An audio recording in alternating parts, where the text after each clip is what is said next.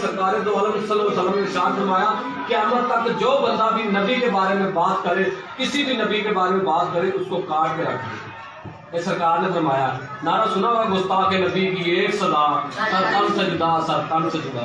لہجہ اپنے اندر رکھو کہ جڑا بندہ بھی سرکار کے بارے گل کرے گا، سرکار دو عالم صلی اللہ علیہ وسلم کے بارے گل کرے گا، تو ان کا ایک ہی حال ہے، کی حال ہے، من سب نبی فقتلوہ۔ ہر بچہ اسلام میں یاد کرے، حدیث مبارکہ ہے، سرکار کی حدیث ہے کہ من سب نبی فقتلوہ، من سب نبی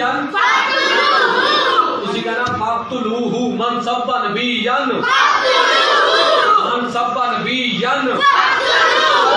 حمزہ ادھر کھڑے ہو جاؤ، بتاؤ کیا تم ظالموں کے ظلم سے ڈر گئے ہو؟ نہیں۔ تو تم کیا کر سکتے ہو؟ ہم اپنے نبی کی عزت کے لیے مر بھی سکتے ہیں اور گستاخ رسول کو مار بھی سکتے ہیں۔ من سب نبیان سب نبیان، گستاخ نبی کی ایک سزا، گستاخ نبی کی ایک سزا۔ ماشاءاللہ، یہ میرے گاؤں کے بچوں کا جذبہ ہے۔ ہم اس کے پاس پہنچے ہیں اور ہم نے اس سے بات کرنے کی کوشش کی ہے۔ السلام علیکم۔ وعلیکم السلام۔ کیا نام ہے آپ کا؟ محمد ابو بکر۔ کب سے موجود ہو دھرنے کے اندر؟ ہفتہ ہو گیا؟ ہاں جی۔ منصب نبی منصب نبی فقتلوہ کا مطلب میرے آقا نے فرمایا قیامت تک جڑا میرے بارے چ بات کرے اس کو کاٹ کے رکھ دو۔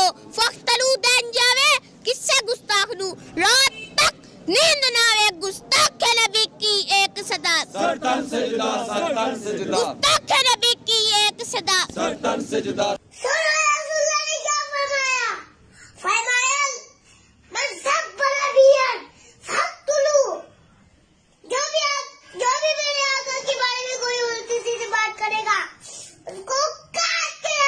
منصب نبیًا منصب نبیًا منصب نبیًا۔ آج کل ایک حدیث کے حوالے سے بھی بڑے لوگوں نے سوال پوچھا، میں چاہے اس میں ضمناً عرض کر دیتا ہوں۔ من سب نبیًا فقتلوہ، یا فقتلوہ کہتے ہیں، وہ ہاں پہ وقف ہوگا، جو نبی کو گالی دے اسے قتل کر دو۔ جو یہ حدیثیں نعرے کے طور پر، سلوگن کے طور پر بیان کر رہے ہیں، ان کے اپنے محققین کہتے ہیں یہ روایت ہے تو ضعیف، لیکن اسے تلقی بالقبول حاصل ہے، یعنی نسل در نسل لوگ اس کو صحیح مان رہے ہیں۔ روایت ضعیف ہے، اور یہ کسی ہماری مین کتاب بخاری، مسلم، ابو داؤد، ترمذی، نسائی، ابن ماجہ میں نہیں ہے۔ المعجم الکبیر طبرانی، امام طبرانی المتوفی 360 ہجری، جو امام بیہقی کے استاد ہیں، ان کی معجم الصغیر اور الاوسط کے اندر موجود ہے، اور وہ بھی ایگزیکٹ یہ الفاظ نہیں ہے، وہاں ہے من سبا نبیم من الانبیاء، جو کوئی نبیوں میں سے کسی نبی کو گالی دے، فقتلوہ، اسے قتل کر دو۔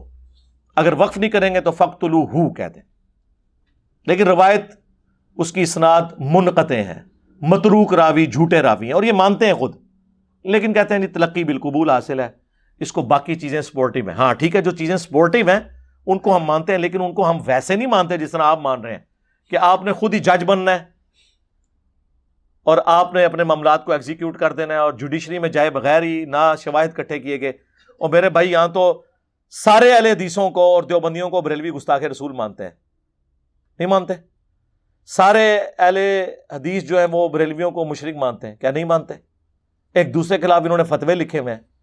حسام الحرمین میں دیوبندیوں کو واجب القتل اور مرتد اور ان کے علماء کے کفر میں شک کرنے والے کو بھی کافر قرار دیا نہیں اعلیٰ حضرت نے 1905 میں، اور اس کے جواب میں 1906 میں المحند علی المفند میں خلیل احمد سہارنپوری نے، کتنے علماء دیوبند کے سائن ہیں اس کے اوپر، اشرف علی تھانوی صاحب کے بھی اور بعد کے بھی، یہ تقی عثمانی صاحب کے والد صاحب کے بھی اس پہ سائن ہے۔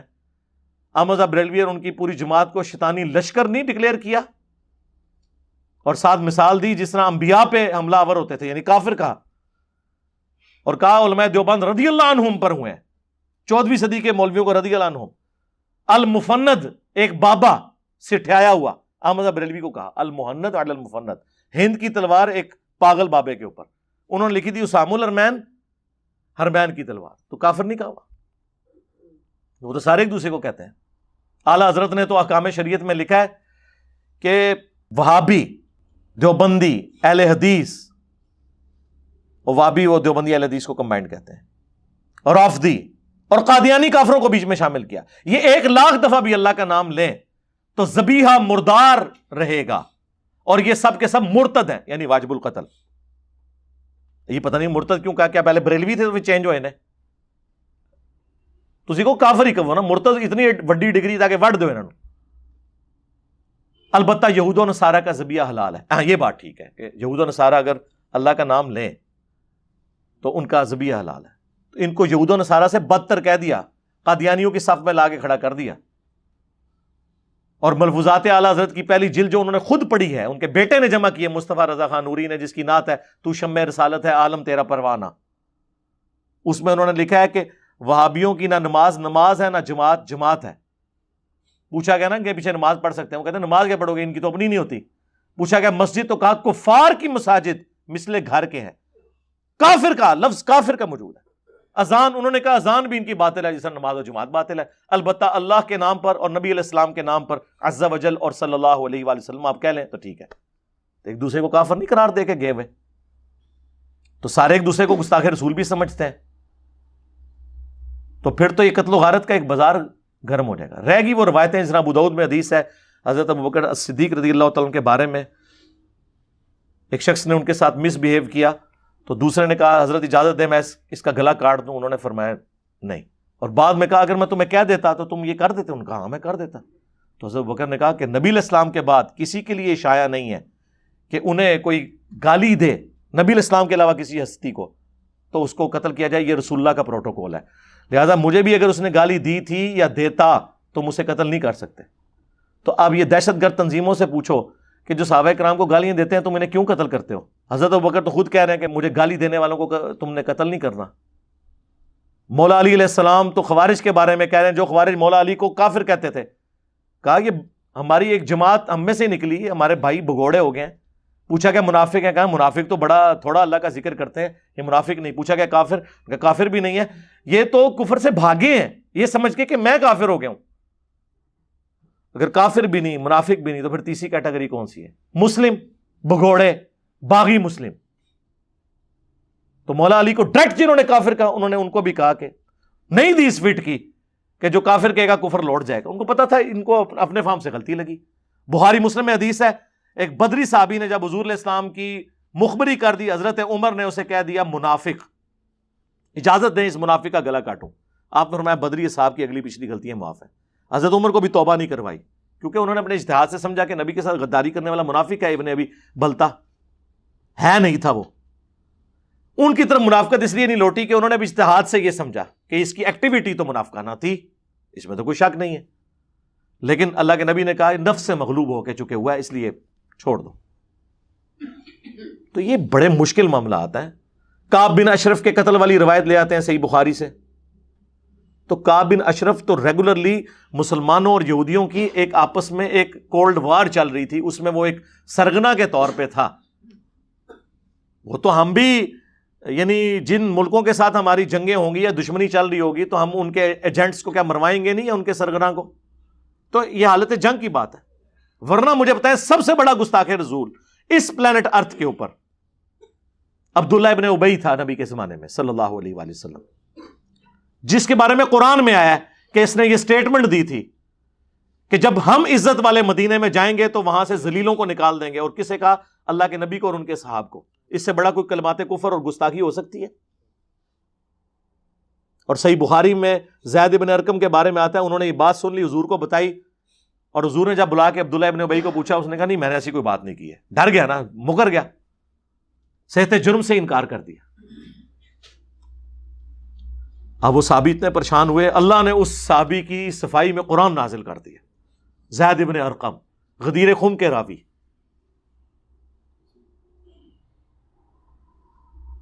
اور بخاری میں الفاظ ہیں, انس بن مالک پریشان تھے نا جب واقعہ ہررا ہوا, یزید کی فوجوں نے اہل مدینہ کو لوٹا, تو زید بن ارقم نے خط لکھا کہ اے انس آپ پریشان نہ ہو, کیا حضور نے نہیں کہا تھا اے انصار صبر کرنا, تم پہ بہت زیادہ زیادتیاں ہوں گی یہاں تک کہ مجھے حوض کوثر پہ ملنا. تو انس بن مالک نے ان کا خط کھول کے جب اپنے ساتھیوں کو بتایا اور کہا یہ وہی زید بن ارقم ہے جس کے لیے قرآن نازل ہوا ہے کہ جب عزت والے مدینے میں جائیں گے تو ذلیلوں کو نکال دیں گے. اتنے بڑے کلمات کفر. بخاری مسلم کے الفاظ ہیں، حضرت عمر نے کہا یا رسول اللہ اجازت دیں میں منافق کا گلا کاٹ دوں. آپ فرمایا چھوڑ دو، لوگ کہیں گے اپنے ساتھیوں کو قتل کرواتا ہے، اپنے اصحاب کو قتل کرواتا ہے. حالانکہ حضور کو غلبہ تھا، رومن امپائر آپ سے بھاگی ہوئی تھی غزوہ تبوک میں. غزوہ تبوک کے بعد مسجد درار آپ نے جلوائی ہے، منافقین کی مسجد. تو منافقین کو کیوں نہیں جلوا دیا؟ ڈکلیئرڈ گستاخ تھے نا. معاملات کو لے کے چلنا ہوتا ہے. اس طرح تو دنیا کا ہر عیسائی رسول اللہ کا بھی گستاخ ہے اور اللہ کا بھی، کیونکہ اللہ کے لیے بیٹا تجویز کرتا ہے اور قرآن کہتا ہے قریب آسمان پھٹ پڑے، زمین شک ہو جائے اور پہاڑ ریزہ ریزہ ہو جائے. ان دعوا للرحمن ولدا، انہوں نے رحمان کے لیے بیٹا تجویز کیا. تو اللہ کو گالی نہیں ہے بیٹا تجویز کرنا. رسول اللہ کو کیا گالی نہیں ہے یہ کہنا کہ وہ جھوٹا پیغمبر ہے؟ نعوذ باللہ. تو عیسائی یہی سمجھتے ہیں نا. تو 2.25 ارب انسان تو سیدھا سیدھا نبی علیہ السلام کو، بلکہ آپ باقیوں کو بھی ملا لیں تو 5 ارب انسان تو نبی علیہ السلام کو پیغمبر نہیں مان رہے. تو آپ کیا کہ ساری دنیا کو مارنا شروع کر دیں گے؟ رہ کے توہین امیز کلمات. میں کہتا ہوں اس کے لیے قانون سازی 295C موجود ہے، اس کے ساتھ ایک شک ایڈ کریں کہ اگر کوئی معافی مانگ لے اسے معافی مل جائے گی. تو اس سے وہ چور دروازہ بند ہو جائے گا جو لوگ اپنے مقصد کے لیے کسی پہ الزام لگاتے ہیں. جب وہ بندہ جوڈیشری میں آئے گا وہ انکار کر دے گا. اور زیادہ تر تو اسی طریقے سے الزامات لگتے ہیں. یا ہو سکتا ہے آپ اس کی تشریح گستاخی کر رہے ہوں، وہ گستاخی ہو ہی نہ. پھر بھی اگر وہ غیر مشروط معافی مانگ لیتا ہے بات ختم. نہیں جی معافی ہو ہی نہیں سکتی. بھائی اللہ کے گستاخ کی معافی ہے شرک کرنے والے کی سورۃ الفرقان کی آیت نمبر 70 میں کہ ہم اس کے گناہوں کو بھی نیکیوں سے بدل دیں گے. تو نبی علیہ السلام کے گستاخ کی بھی معافی ہو سکتی ہے، صحابہ کے گستاخ کی بھی معافی ہو سکتی ہے. اگر وہ بول کے کہتا ہے کہ یار میں نے تو یہ کہنے کا مطلب ہی نہیں تھا، تم نے یہ کیا. اور خود ان کے اپنے باپوں کی ذرا گستاخیاں دیکھیں. چشتی رسول اللہ نہیں موجود، نہیں چھاپ رہا. اشرف تھانوی رسول اللہ کیا نہیں موجود؟ یہ تو ڈیفینڈ کرتے ہیں اس کو. یہ کس منہ سے نعرے لگاتے ہیں پھر ایک دوسرے کے خلاف؟ تو میدان جنگ کے جو واقعات ہیں ان کو پیش کر کے پوری ڈاکٹرن نہیں ہے. اسی لیے آپ دیکھیں فقہائے اسلام میں گستاخ رسول کی سزا کے اوپر کنسنسس ہے ہی نہیں ہے. جی 2 امام یہ کہتے ہیں، 2 یہ کہتے ہیں. وہ امام اس وقت کہنا شروع کرتے ہیں جب کتاب و سنت کی نص موجود نہیں ہوتی. یہ سزا اجتہادن ہے. اور یہ جرت کر کے نہ فقہ حنفی کی سزا بتائیں کیا ہے. فقہ حنفی کی سزا کو تو حنفی مانتے ہی نہیں ہے. ویسے ہی حنفی ہیں بریلوی دیوبندی، گستاخ رسول کی سزا کے بارے میں یہ بھاگ جاتے ہیں فقہ حنفی سے. بتائیں کیا سزا ہے؟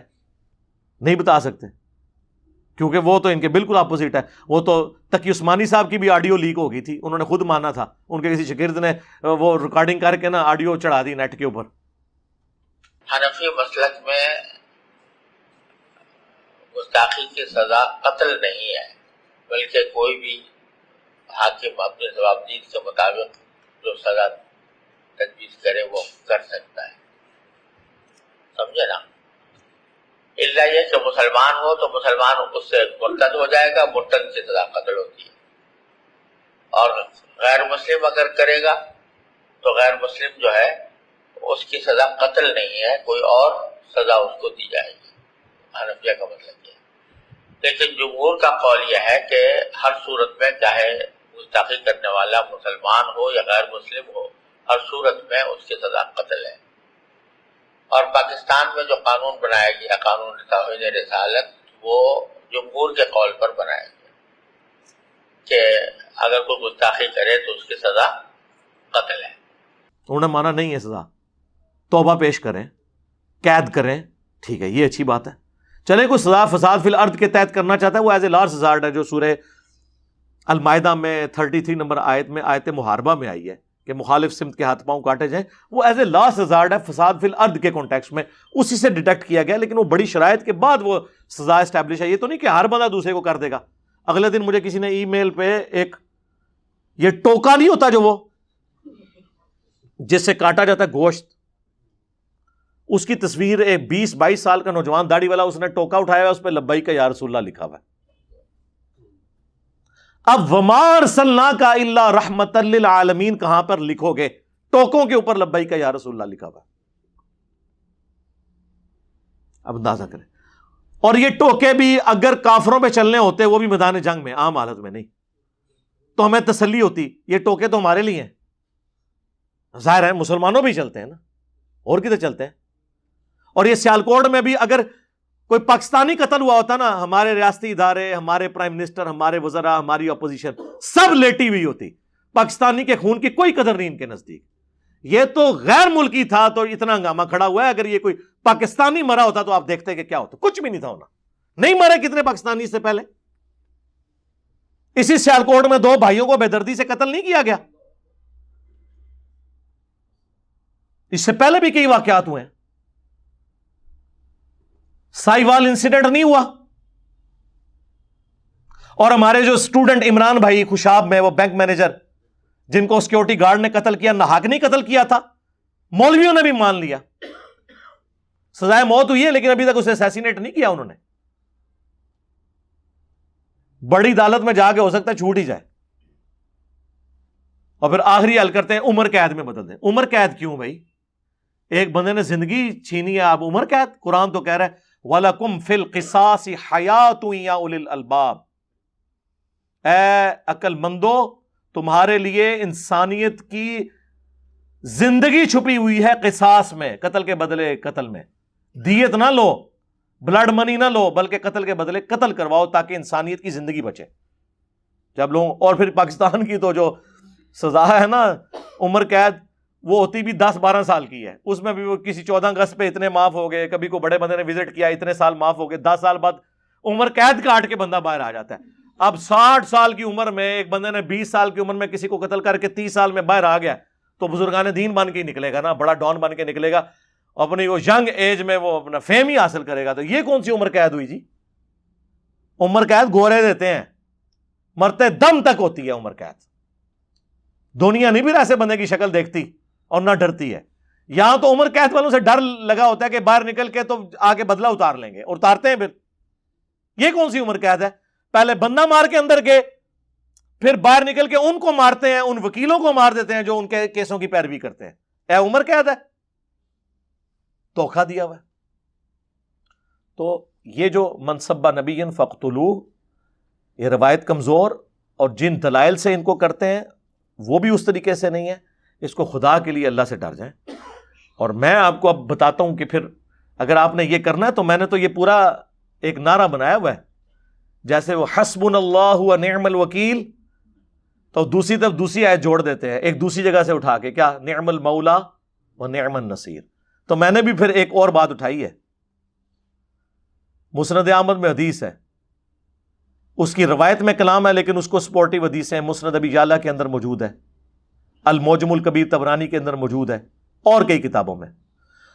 من سب علی فقد سبنی، جس نے علی کو گالی دی اس نے مجھے گالی دی.